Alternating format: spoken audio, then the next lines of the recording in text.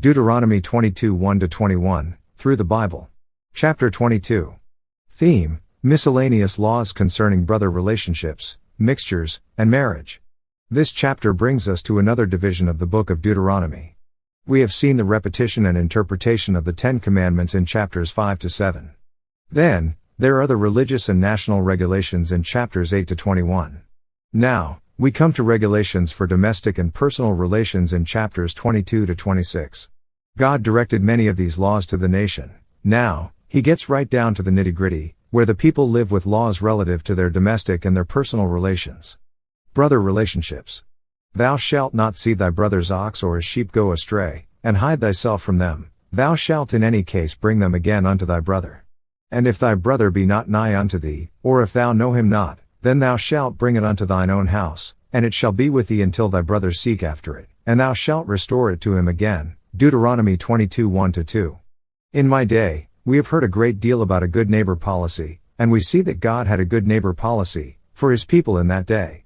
I remember, during Franklin Roosevelt's administration, when he came out with the good neighbor policy, all the pundits and reporters acclaimed it as something brand new. They hailed Roosevelt as a sort of messiah, and thought he had come up with something wonderful.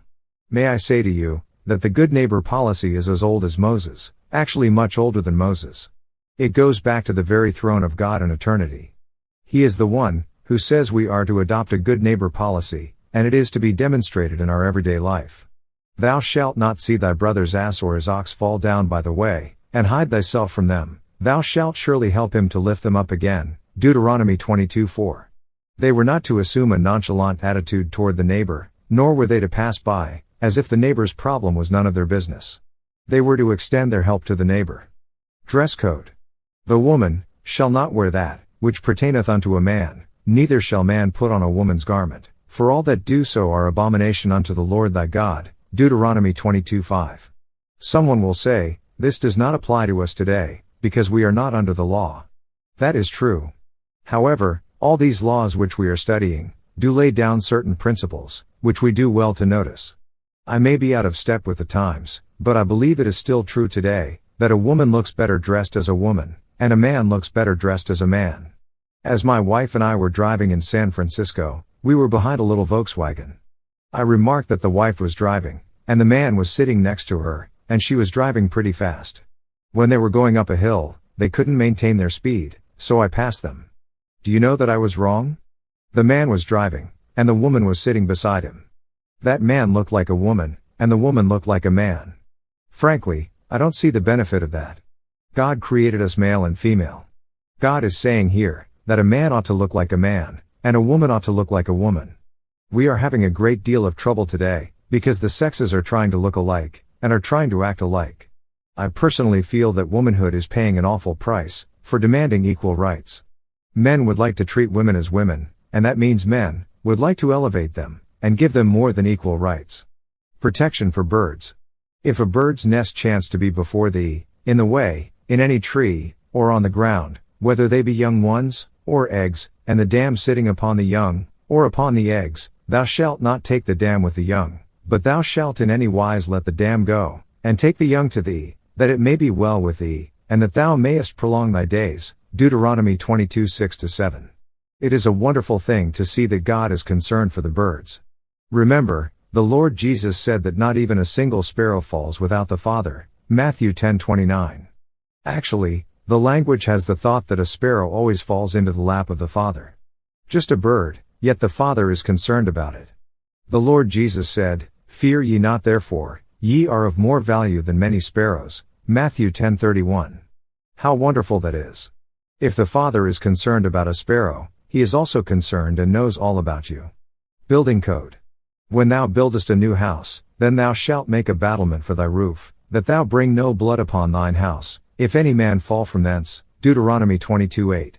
One must understand, that the roof of the house, in that day in Israel, served as the front porch, the patio, the deck, whatever you wish to call it. It was the place where the family went to sit in the cool of the evening. Now, God says that the area is to be protected. There was to be a railing around it, so little children would not fall off, and so that people would not step off the roof in the darkness. Do you know, that it is only in recent years, that our nation has had building codes? To protect people? God is not behind the times, as a great many people seem to think He is. God has a concern about the way people build their homes. He is interested in that. He wants your home to be dedicated to Him, and He wants that home to be a safe place. Do you have a railing around your home? Do you protect your children from the things of this world? Many parents let their children move from home, and do not even know where the children are. Many children have gone out to live on the street, or in communes.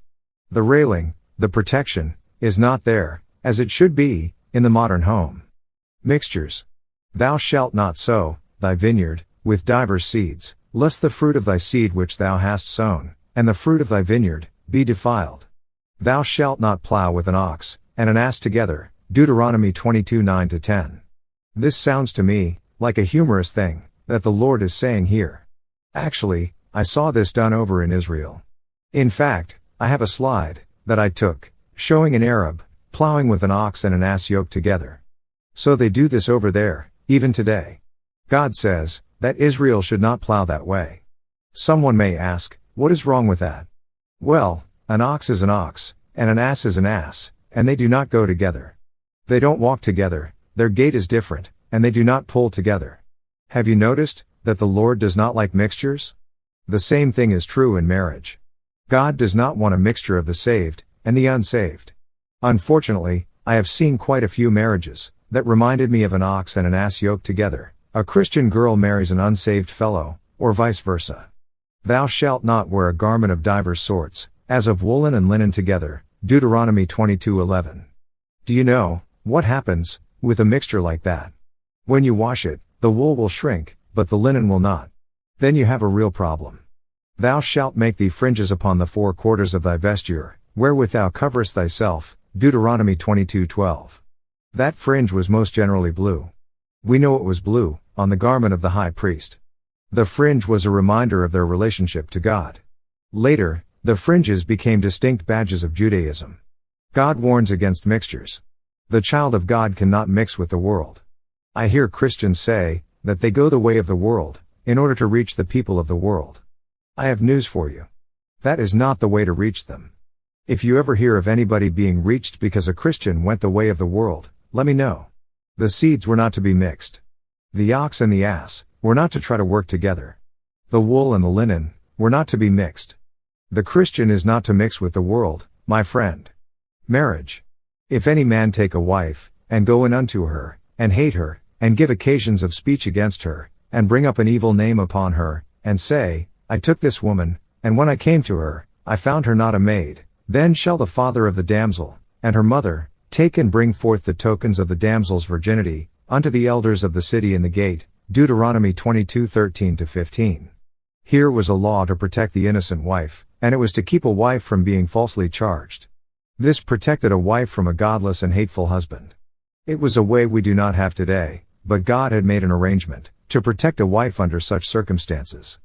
But if this thing be true, and the tokens of virginity be not found for the damsel, then they shall bring out the damsel to the door of her father's house, and the men of her city shall stone her with stones, that she die, because she hath wrought folly in Israel, to play the whore in her father's house. So shalt thou put evil away from among you. Deuteronomy 22:20-21. Suppose the woman was guilty. Then she was to be stoned. Today, people talk about the new morality, and consider sex apart from marriage a great step forward. God gave a standard of morality to His people, Israel. God-given morality has always been a blessing to any nation. Any nation that has broken over at this point has gone down. When I think of this, and when I think of the condition of my country, I weep. Under God's law to Israel, a person guilty of adultery was stoned to death, whether man or woman. If we did that here in Southern California, there would be so many rock piles that it would be impossible to drive a car through this part of the country. God honors marriage, and God honors sexual purity. Adultery in Israel was to be punished by stoning. This tells us how God feels about adultery, friends. Remember that God's love for His people is expressed in His law. This law regarding the protection of the sanctity of marriage is a very fine example of His love and concern for the human family.